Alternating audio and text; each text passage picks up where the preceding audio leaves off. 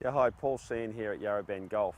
What I used to do when I was warming up was I used to start off with a lob wedge or a sand wedge, and what I would do is I'd just swing at it about 50%. After I've done all my stretches, I would just swing at it, 50% and just try to feel my timing and my rhythm, okay? And then once I felt like my body was warmed up, then what I would do is I would find by swinging at 100%, I'd hit a few sand irons. And what I found when I was using either the lob wedge or the sand wedge is that I would get my timing for the day and I'd find that the ball flight would go quite straight.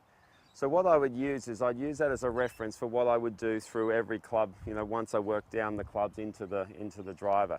So this is a great way for me to find out exactly what my body was doing, what my timing was doing. And then by doing that, if I felt like I was losing the rhythm with my longer clubs, I could go back to the sand iron or the lob wedge, find that rhythm again, and then go back to those longer clubs. And this would work really well for the sequence of my golf swing. And that's such an important part of hitting, being consistent with your shots and your game. Okay, so as I was saying, what I like to do when I'm warming up is I've got my lob wedge here. And what I'm doing with my first few swings is I've done my stretching to try and warm up the body a little bit, and I'm just hitting a few shots, even 50% power there. I'm not really worried where it's going. I'm sort of going through my routine, but I'm not really worried about where the ball's going. Once again, sort of only about 50% there. And what I do is I just build my timing and the speed of my swing up until I'm actually hitting a full shot. So I'll go in and hit a full shot now.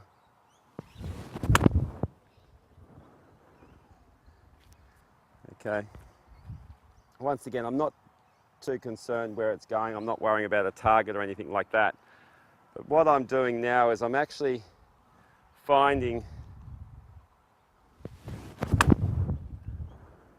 the rhythm and the timing of the day.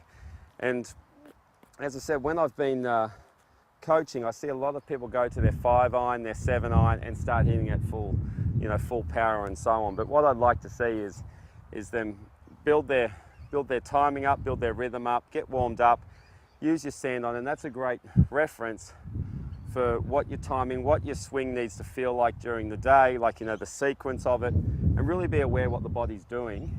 When we're making those sand iron swings. And so now that I'm warmed up and I've hit a few full sand irons, what I can do then is I'll go to my pitching wedge, and then I'll work down. I might go to my 7 iron, my 5 iron, 3 wood and driver. So this can be a warm up before I go play, or this also can be me working on my swing.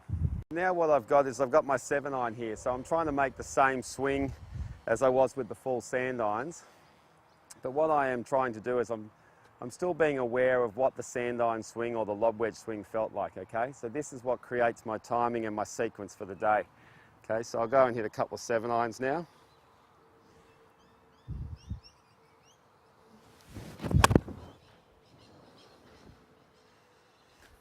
And what I might find is some days I find that my rhythm is good all day, okay? So I don't need to revert back to that sand iron swing, but we know golf that we don't always play the way that we'd like to. So what I find is if I'm struggling with my rhythm or my timing out on the course or on the range, I'll go back to that sand iron. I'll use the ball flight to give me feedback on what my sequence is like.